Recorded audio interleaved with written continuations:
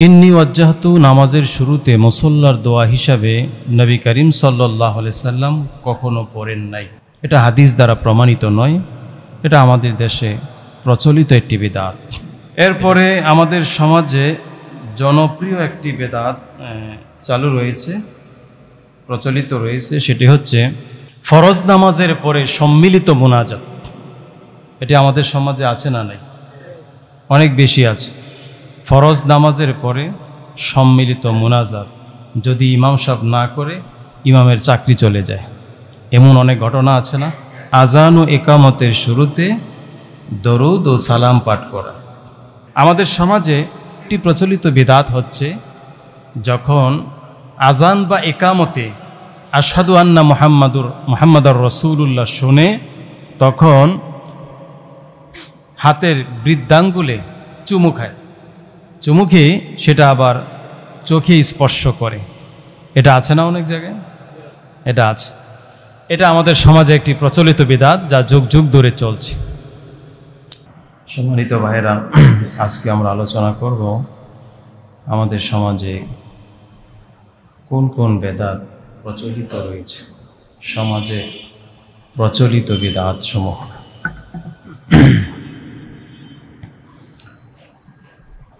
এক নম্বর বিদআত যা আমাদের সমাজে প্রচলিত রয়েছে,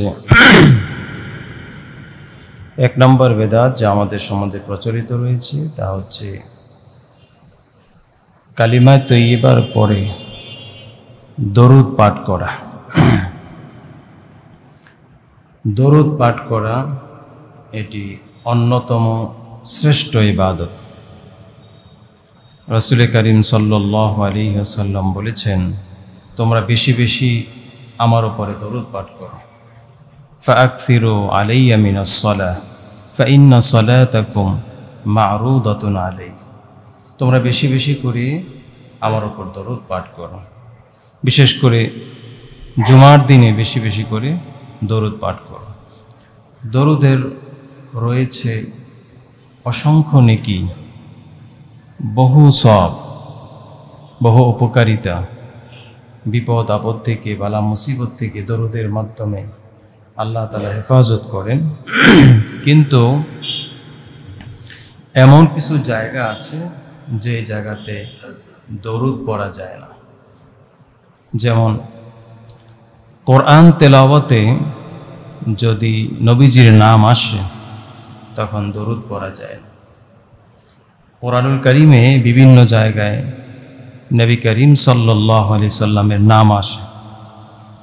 ওমা মুহাম্মাদুন ইল্লা রাসূল ক্বাদ খালাত মিন ক্বাবলিহির রুসুল ওয়াল্লাযীনা আমানু ওয়া আমিলুস সালিহাতি বিমা নুজ্জিলা আলা মুহাম্মাদ মুহাম্মাদুর রাসূলুল্লাহ ওয়াল্লাযীনা মাআহু আশিদ্দাউ আলাল কুফার। তো এই জায়গাগুলোতে নবীজির নাম আসে। কোরআন তেলাওয়াত অবস্থায় বা নামাজে হোক, নামাজের বাহিরে হোক, যদি কোরআন তেলাওয়াতের মধ্যে কোরআনের আয়াতে নবীজির নাম আসে তখন দরুদ পড়া যায় না। দুই নম্বরে দরুদ পড়া যায় না কালিমায়ে তয়্যিবা, কালিমায়ে শাহাদা যখন আমরা পাঠ করি তখন কালিমা তয়্যিবার পরে, কালিমায়ে শাহাদাতের পরে দরুদ পড়া যায় না। কালিমা তয়্যিবা, কালিমা শাহাদাত, এটি আল্লাহ তাআলা নির্ধারিত করে দিয়েছেন, তার শব্দগুলো নির্ধারিত। যদি কালিমা তয়্যিবা পড়ে কেউ দরুদ পড়ে তাহলে কালিমাতে বৃদ্ধি পেল। এখানে আপনি কিছু সংযোজন করলেন, বাড়াইলেন।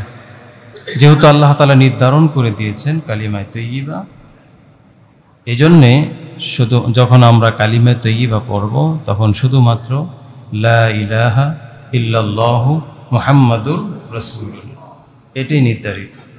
আবার কালিমা শাহাদাত যখন পড়ব, আশহাদু আল্লা ইলাহা ইল্লাল্লাহ ওয়া আশহাদু আন্না মুহাম্মাদান আবদুহু ওয়া রাসূলুহু, এখানেও দরুদ নাই।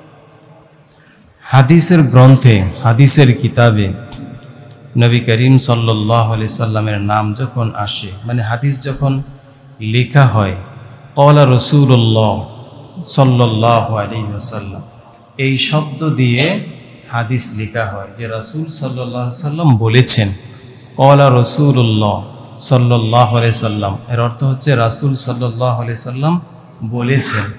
তো এই জায়গায় রাসূলের নাম উল্লেখ করতে সকল মুহাদ্দিসগণ দরুদ ব্যবহার করেছেন। সাল্লাল্লাহু আলাইহি সাল্লাম এই শব্দটি ব্যবহার করেছে প্রত্যেকটি হাদিসে, প্রত্যেকটি হাদিসের গ্রন্থে, কিতাবে। কিন্তু কোনো হাদিসের কিতাবে, কোনো গ্রন্থে কালিমার পরে যে জায়গায় লা ইলাহা ইল্লাল্লাহ এসেছে সে জায়গায় তারা দরুদ লেখেননি। মুহাদ্দিসগণ কোথাও তারা দরুদ লেখেননি। এটা থেকে প্রমাণিত হয় যে কালিমা এটা নির্ধারিত। যদি আমরা কালিমায়ে তয়্যিবা বা শাহাদাত পড়ে আমরা দরুদ পাঠ করি তাহলে তাতে বৃদ্ধি পেল। আজানের জবাবে, ইকামতের জবাবে দরুদ পড়া যায় না। এই তিন জায়গায় দরুদ পড়া যায় না। এক নম্বরে বললাম কোরআন তেলাওয়াতে যদি নবীজির নাম আসে, 2 নম্বরে কালিমায়, 3 নম্বরে হচ্ছে আজানের এবং একামতে নবীজির নাম আসলে দরুদ পড়া যায় না।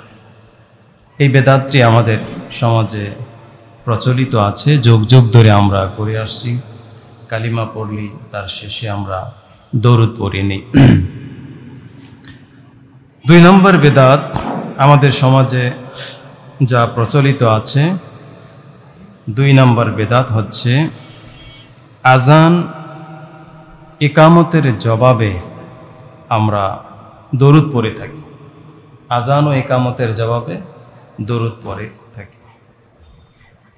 আজান ও ইকামতের জবাবে দরুদ পড়া এটা আমাদের সমাজে প্রচলিত একটি বিধান। নবী করিম সাল্লাল্লাহু আলাইহি সাল্লাম বলেছেন, ইদা সামি'তুমুন নিদাআ ফাকুলু মিসলা মা ইয়াকুল। মুয়াজ্জিন যা বলে তোমরা যা শোনো, তোমরা তার উত্তরে সেটাই বলো। মুয়াজ্জিন যা বলে সেটাই বলো। এখানে দরুদ পড়া যায় না। মুয়াজ্জিন আজানের জবাব আমরা কিভাবে দিব? আজানের জবাব কিভাবে দিব? মুয়াজ্জিন যখন বলবে আল্লাহু আকবার আল্লাহু আকবার, আমরা বলবো আল্লাহু আকবার আল্লাহু আকবার। মুয়াজ্জিন যখন বলবে আশহাদু আল্লা ইলাহা ইল্লাল্লাহ, আমরা বলবো আশহাদু আল্লা ইলাহা ইল্লাল্লাহ। মুয়াজ্জিন যখন বলবে আশহাদু আন্না মুহাম্মাদুর রাসূলুল্লাহ, আমরা বলবো আশহাদু আন্না মুহাম্মাদুর রাসূলুল্লাহ। এখানে অনেকে ভুল করে সাল্লাল্লাহু আলাইহি সাল্লাম পড়ে। সেটাই সহিহ মুসলিমে এসেছে। নবী করিম সাল্লাল্লাহু আলাইহি সাল্লাম বলেছেন, ইদা সামি'তুমুন নিদাআ ফাকুলু মিসলা মা ইয়াকুল। মুয়াজ্জিন যা বলে তোমরা তাই বলো। আশহাদু আন্না মুহাম্মাদুর রাসূলুল্লাহর জবাবে সাল্লাল্লাহু আলাইহি সাল্লাম পড়া যাবে না। হাইয়া আলাস সালাহ হাইয়া আলাস সালাহ যখন বলবে মুয়াজ্জিন, তখন আমরা কি বলবো? লা হাওলা ওয়ালা কুওয়াতা ইল্লা বিল্লাহ। আবার হাইয়া আলাল ফালাহ বললেও লা হাওলা ওয়ালা কুওয়াতা ইল্লা বিল্লাহ। ফজরের নামাজে যখন মুয়াজ্জিন বলবে আস-সালাতু খায়রুম মিনান নাওম, তখন তার জবাবে আমরা এটাই বলবো আস-সালাতু খায়রুম মিনান নাওম। ইকামতে শব্দগুলো সেম হবে, ইকামতের শব্দগুলো অনুরূপ হবে। শুধু কদ কামাতিস সালাহ যখন বলবে তখন আমরা তার জবাবে কদ কামাতিস সালাই বলব। তো আজান ও ইকামতের জবাবে দরুদ পাঠ করা এটি আমাদের সমাজে প্রচলিত বেদাত। এই বেদাত থেকে আমরা বেঁচে থাকব। আল্লাহ কবুল করুক, বলুন আমিন।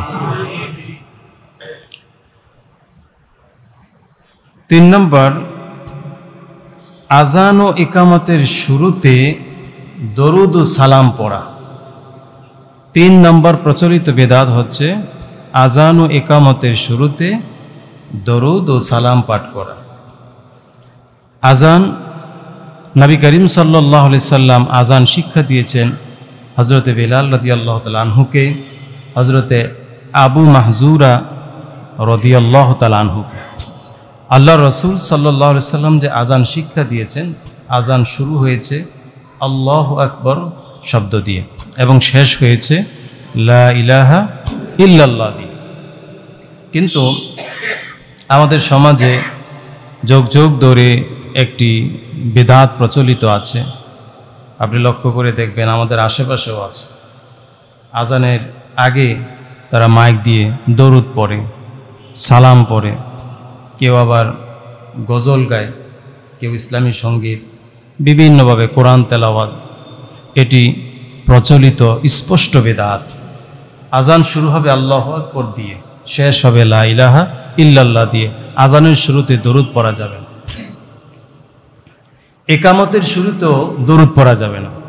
একামত শুরু হবে আল্লাহু আকবার শব্দ দিয়ে। আজানের জবাবে দরুদ আছে, তবে আজানের আগে নয়, আজান শেষ হওয়ার পরে। আজানে দরুদ আছে আজান শেষ হওয়ার পরে। নবী করিম সাল্লাল্লাহু আলাইহি সাল্লাম বলেন, ইদা সামিতুমুল মুআদ্দিন ফাকুলু মিসলা মা ইয়াকুল সুম্মা সাল্লু আলাইয়া। মুয়াদ্দিন যা বলে তোমরা তাই বলো, তবে আজান যখন শেষ হলো তখন তোমরা আমার উপরে দরুদ পড়ো। এখন আমার উপর দরুদ পড়ো। আজান যখন শেষ হলো, লা ইলাহা ইল্লাল্লাহ বলে শেষ হলো, তখন দরুদ পড়ে তারপরে আমরা আজানের যে দোয়া আছে, আল্লাহুম্মা রাব্বা হাযিহিদ দাওয়া, এই দোয়াটা পড়ব। তাহলে 3 নম্বর প্রচলিত বিদআত হচ্ছে আজান ও ইকামতের শুরুতে দরুদ ও সালাম পাঠ করা। এই বিদআত থেকে আল্লাহ তাআলা আমাদেরকে রক্ষা করুন, বলুন আমিন।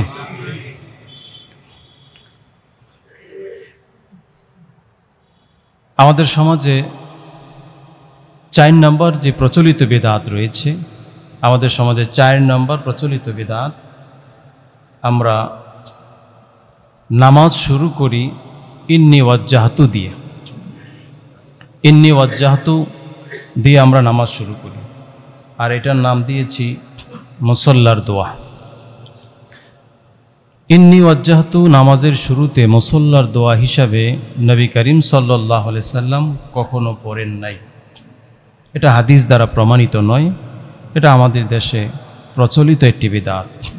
এটাকে নাম দিয়েছে মুসল্লার দোয়া, মানে নামাজে দাঁড়িয়ে আগে ইন্নী ওয়াজ্জাহতু পড়ে।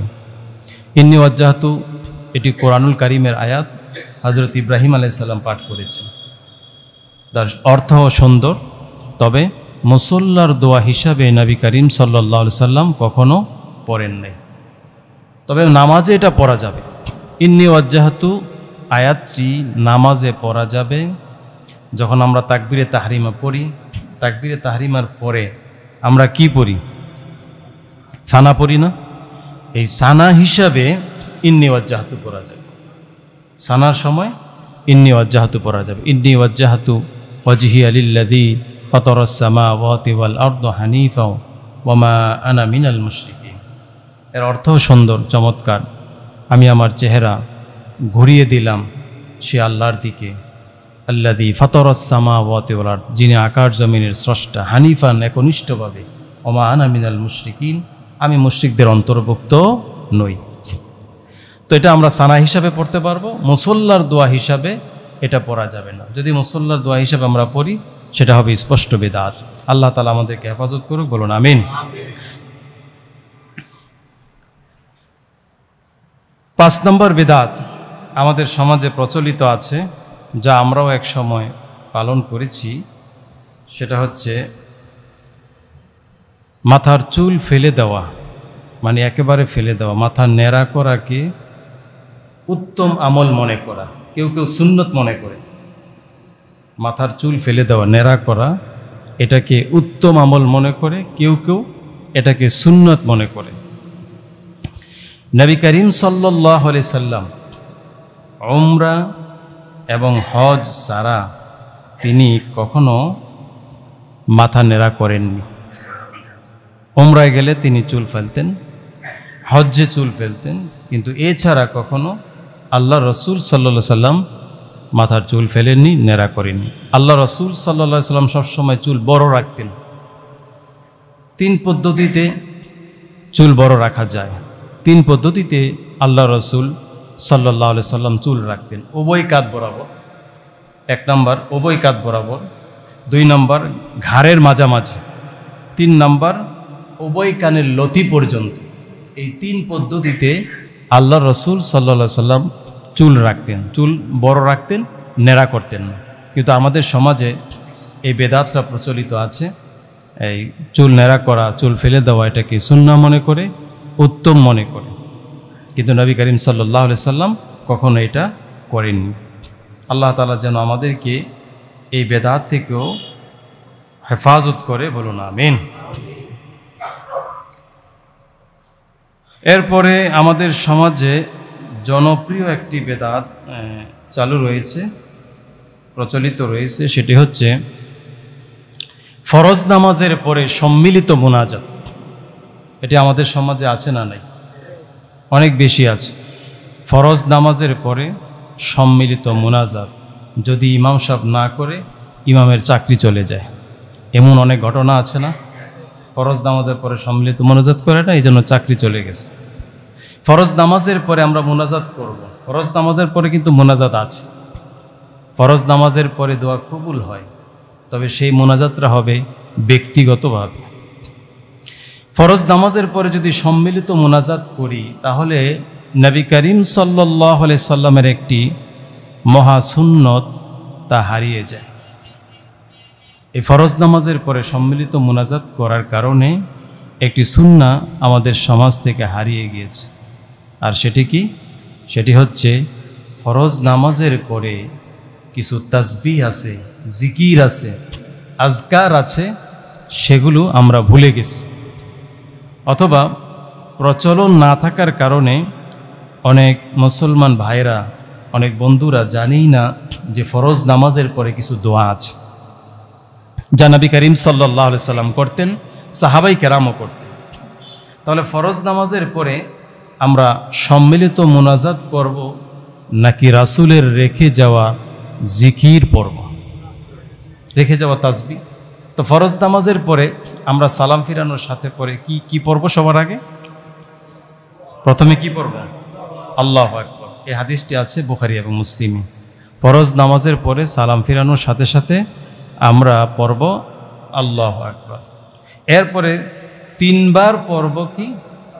আস্তাগফিরুল্লাহ, আস্তাগফিরুল্লাহ, আস্তাগফিরুল্লাহ। কোথাও কোথাও একবারের কথাও লিখেছেন। 3 নম্বরে পড়ব আল্লাহুম্মা আনতাস সালাম ওয়া মিনকাস সালাম তাবারাকতা ইয়া যাল জালালি ওয়াল ইকরাম। এই দোয়াটা পড়ব। এরপর আয়াতুল কুরসি পড়ব। আয়াতুল কুরসি আমাদের অনেকের মুখস্থ আছে না? আয়াতুল কুরসি পড়ব। রাসূল করিম সাল্লাল্লাহু আলাইহি সাল্লাম বলেছেন, যে ব্যক্তি প্রত্যেক ফরজ নামাজের পরে আয়াতুল কুরসি পড়বে, তার মাঝে, জান্নাতের মাঝে বাধা হলো শুধু মৃত্যু। লোকটি মরতে দেরি হবে, জান্নাতে যেতে দেরি হবে না। সুবহানাল্লাহ। এই আয়াতুল কুরসি অনেক উপকারী একটি আয়াত। এটা আমরা পড়ব। বিভিন্ন দুর্ঘটনা এবং এই দুষ্ট জিন থেকেও এই আয়াতুল কুরসির মাধ্যমে আল্লাহ তাআলা আমাদেরকে হেফাজত করে থাকেন। এরপরে আমরা পড়ব আল্লাহুম্মা লা মানিআ লিমা আতাইত ওয়া লা মুতিয়া লিমা মানাতা ওয়া লা ইয়ানফাউ যাল জাদ্দি মিনকাল জাদ। আমরা চেষ্টা করলেই অল্প অল্প করে একটা একটা করে দোয়া মুখস্থ করে নিতে পারি। এই দোয়াটা আমরা ফরজ নামাজের পরে পড়ব। 3 তাসবিহ পড়ব। সুবহানাল্লাহ 33 বার, আলহামদুলিল্লাহ 33 বার, আল্লাহু আকবার 33 বার। এভাবে 3 তাসবিহ পড়ব। এই 3 তাসবিহ পরে আমরা এই দোয়াটা পড়ব। 3 তাসবিহ শেষ হওয়ার পরে এই দোয়া, লা ইলাহা ইল্লাল্লাহু ওয়াহদাহু লা শারীকা লাহু লাহুল মুলকু ওয়া লাহুল হামদু ওয়া হুয়া আলা কুল্লি শাইইন। 3 তাসবিহ শেষ করে তারপরে আমরা এটা পড়ব। আয়াতুল কুরসি পড়ব, সেটা বললাম। এরপরে 3 কুল পড়ব, সূরা ইখলাস, সূরা ফালাক, সূরা নাস। প্রত্যেকটি ফরজ নামাজের পরে আমরা এই 3টি সূরা পড়ে হাতের মধ্যে, নিজের হাতের মধ্যে ফু দিব। ফু দিয়ে নিজের শরীর সামনের দিক থেকে মুছে দিব। সূরা ফালাক, সূরা নাস এবং সূরা ইখলাস 3 কুল পড়ব। এই আমলটা সহিহ বুখারীতে আছে। মা আয়েশা রাদিয়াল্লাহু তাআলা আনহা বর্ণনা করেছেন।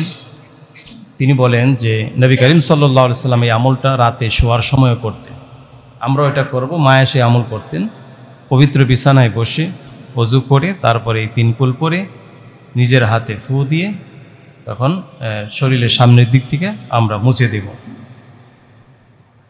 এরপর আরেকটি দোয়া পড়ব ফরজ নামাজের পরে, আল্লাহুম্মা আইন্নি আলা যিকরিকা ওয়া শুকরিকা ওয়া হুসনি ইবাদাতিক। হে আল্লাহ, আমাকে আপনার জিকির, ইবাদত এবং শুকরিয়া আদায় করার তৌফিক দিন।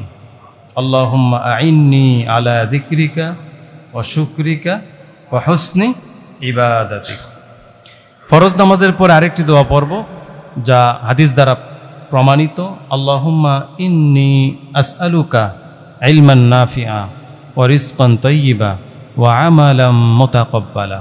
হে আল্লাহ, আমাকে উপকারী জ্ঞান দান করুন, পবিত্র রিজিক দান করুন এবং আমার আমলগুলো কবুল করুন। বলুন আমিন। ফরজ নামাজের পরে আরেকটি দোয়া পড়ব যা আমাদের সকলেরই মুখস্থ আছে। আমরা মুনাজাত শেষ করি যে দোয়া দিয়ে, এটা ফরজ নামাজের পরে করতে হয়। এটা পড়া সুন্নাহ, যা হাদিস দ্বারা প্রমাণিত। সুবহানা রাব্বিকা রব্বিল ইজ্জাতি আম্মা ইয়াসিফুন ওয়া সালামুন আলাল মুরসালিন ওয়ালহামদুলিল্লাহি রব্বিল আলামিন। এই দোয়াগুলো, এই জিকিরগুলো যদি কারো সময় না থাকে, সে এই ফরজ নামাজের পরে সুন্নাহ নামাজ পড়ে হাঁটতে হাঁটতে অথবা তার ব্যবসা প্রতিষ্ঠানে বসে, অফিসে বসে যদি পড়ে, তারপর আদায় হয়ে যাবে। আর যাদের সময় আছে, আমরা সালাম ফিরানোর পরে এই দোয়াগুলো আগে পড়ব। এই দোয়াগুলো পড়ে তারপরে ব্যক্তিগতভাবে মোনাজাত দিব। ফরজ নামাজের পরে দোয়া কবুল হয়, তবে সেই দোয়াটা কি সম্মিলিত না ব্যক্তিগত? ব্যক্তিগত। এই দোয়াগুলো পড়ে, এই তাসবিহগুলো শেষ করে ব্যক্তিগতভাবে আমরা মোনাজাত করব। যদি সম্মিলিতভাবে মোনাজাত করতে চাই, আমরা দেশের বিভিন্ন জায়গায় বিভিন্ন মসজিদে যখন নামাজ আদায় করি, আমরা দেখতে পাই যে ইমাম সাহেব সালাম ফিরানোর পরে তিনি সম্মিলিতভাবে মোনাজাত শুরু করেন। তো কিছু ভাই আছে যারা নামাজ 1 রাকাত 2 রাকাত পায় নাই, মাসবুক, তাদের কিন্তু এটা অসুবিধা হয়, ডিস্টার্ব হয়। আপনারা কি লক্ষ্য করেছেন বিষয়টা?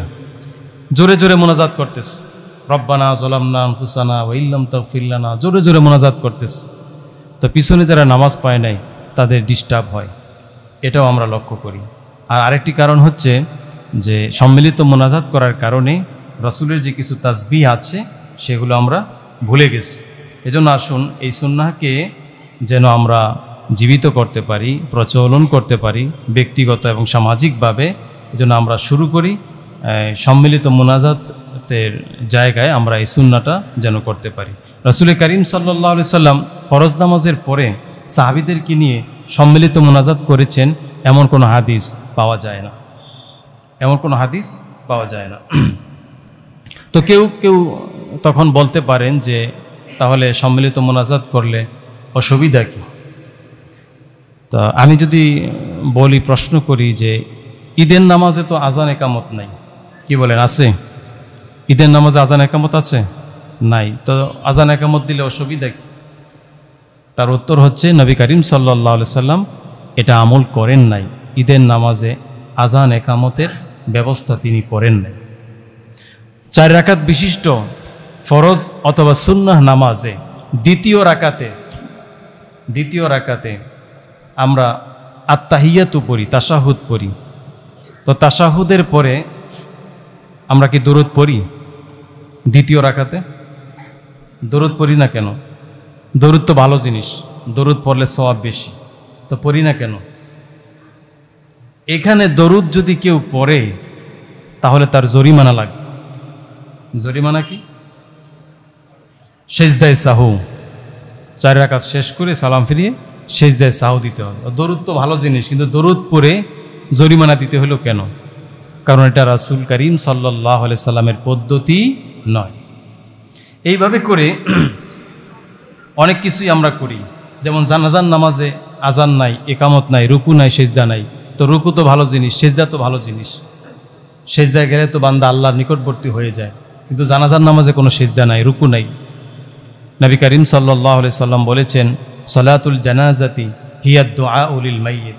জানাজার নামাজ প্রকৃতপক্ষে এটা মাইয়িতের জন্য দোয়া, এটা প্রকৃত নামাজ নয়, এটা একটি দোয়া। এই নামাজে, জানাজার নামাজে রুকু নাই, সেজদা নাই। যদি আমরা বলি রুকু সেজদা তো ভালো জিনিস, করি না কেন? তার উত্তর হবে নবী করিম সাল্লাল্লাহু আলাইহি সাল্লাম এটা করেন নাই। এজন্য আমরা করি না। নবীজি যা করেন নাই, সাহাবাই কেরাম যা করেন নাই, আপনি যদি সেটা করতে যান ইবাদতের নিয়তে, তখনই হবে সেটার নাম কি হবে? বিদআত হবে। আর সাহাবাই কেরাম রাদিয়াল্লাহু তাআলা আনহুম আজমাইন, তারা যদি নবীজির শিখানো সেই আমল দিয়ে জান্নাতে যেতে পারে, তো আমাদের জন্য কি একটু বাড়ায়া করতে হবে নাকি? আমরা কি হযরত আবু বকর সিদ্দিক রাদিয়াল্লাহু তাআলা আনহুর আগে জান্নাতে যেতে পারবো? তো আমরা সাহাবাই কেরাম যা করেছে তার একটু বৃদ্ধি করে কেন করি? হযরত আবু বকর যদি রাসূলের দেওয়া এই পরিমাণ আমল করে জান্নাতে যেতে পারে, তা আমাদের জন্য তো আরও বাড়ানোর প্রয়োজন নেই, বৃদ্ধি করার কোনো প্রয়োজন নেই। নবী করিম সাল্লাল্লাহু আলাইহি সাল্লাম প্রত্যেকটি আমলের ব্যাপারে সুস্পষ্টভাবে বলে গেছেন এবং প্র্যাকটিক্যালি সাহাবীদেরকে দিয়ে সেই আমল করিয়েছে। রাসূলের সামনে সাহাবাই কেরাম করেছে। তো সাহাবাই কেরাম যে আমল করেন নাই, সেই আমলগুলো আমরা করব না। আমাদের সমাজে প্রচলিত 6 নম্বর বিদআত হচ্ছে আজানের শেষে হাত তুলে দোয়া করা।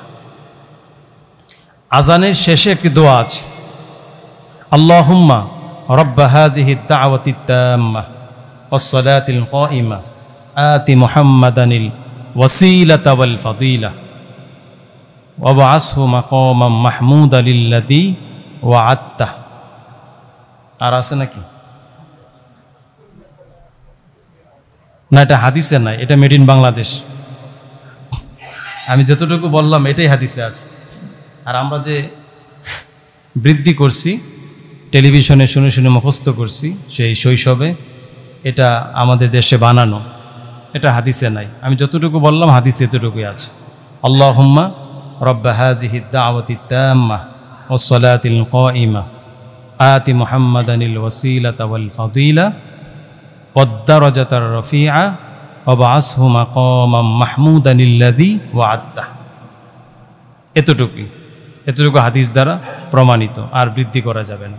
এই যে দোয়াটা, এই দোয়া আমরা পড়ব, কিন্তু এই দোয়ার সময় হাত তোলা এটা বিদআত।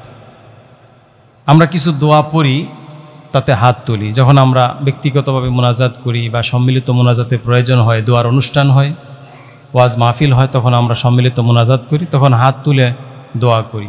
কিন্তু কিছু দোয়া আছে আমরা হাত তুলি না। যেমন কিছুক্ষণ আগে আমরা মসজিদে প্রবেশ করেছি, আল্লাহুম্মা আফতাহলি আবওয়াবা রাহমাতি, তখন কি আমরা হাত তুলে পড়েছি নাকি? এমনিতে। আবার মসজিদ থেকে যখন বের হব, দোয়া পড়ব, তখন আর হাত তুলব না। আল্লাহুম্মা ইন্নী আসআলুকা মিন ফাদলি, কিন্তু হাত তুলব না। তেমনিভাবে আজানের যে দোয়া আছে, দোয়ায়ে ওসিলা বলা হয় এটাকে, এই দোয়াটাও আমরা পড়ব, কিন্তু হাত তুলব না। অনেক জায়গায় দেখা যায় আজানের পরে হাত তুলে দোয়া করে। নবী করিম সাল্লাল্লাহু আলাইহি সাল্লাম কখনো কখনো হাত তুলে সম্মিলিতভাবে মুনাজাত করেছেন প্রয়োজনে। তবে আজানের যে ওসিলা, দোয়ায়ে ওসিলা, এটাতে কোনো সাহাবাই কেরাম কখনো হাত তোলেন নাই।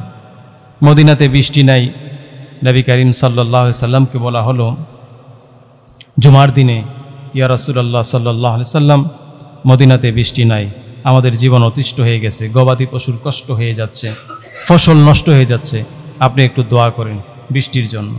নবী করিম সাল্লাল্লাহু আলাইহি সাল্লাম তিনি জুমার দিনে খুতবা অবস্থায় ছিলেন, তিনি আল্লাহর কাছে হাত তুললেন, হাত তুলে দোয়া করলেন, হাত তুলে আল্লাহর কাছে দোয়া বৃষ্টি চাইলেন যে আল্লাহ মদিনাতে বৃষ্টি দাও। তো নবী করিম সাল্লাল্লাহু আলাইহি সাল্লাম বলেছেন যে মদিনাতে বৃষ্টি দাও, কতদিন দাও সেটা তো আর বলে নাই। কি বলেন? সেটা তো আর বলে নাই। এজন্য শুক্রবার থেকে বৃষ্টি শুরু হয়েছে, চলছে আগামী জুমা পর্যন্ত, 1 সপ্তাহ পর্যন্ত বৃষ্টি। এরপরে জুমা একজন সাহাবীকে বলতেছে, হুজুর এত পরিমাণ বৃষ্টি হয়েছে, এখন আমাদের কষ্ট হয়ে যাচ্ছে, একটু দোয়া করেন বৃষ্টি যেন বন্ধ হয়ে যায়। যথেষ্ট পরিমাণ বৃষ্টি হয়ে গেছে। নবীজি বলেন, আল্লাহুম্মা হাওয়া আলাইনা ওয়ালা আলাইনা, আল্লাহ আমাদের যথেষ্ট পরিমাণ বৃষ্টি হয়েছে, এখন যে এলাকায় দরকার ওই এলাকায় বৃষ্টি দাও। নবীজি এখনও দোয়া শেষ করেন নাই, হাত তুলে বৃষ্টি বন্ধর জন্য দোয়া করেছেন। সাথে সাথে সাহাবাই কেরাম বললেন, আমরা দেখলাম যে মসজিদে নববীর যে খেজুর গাছের এই বিছানা দিয়ে, খেজুর গাছের যে আছে ছাদ আছে, ছাদ দিয়ে হঠাৎ করে সূর্য দেখা দিল। বৃষ্টি বন্ধ হয়ে সূর্য দেখা দিল।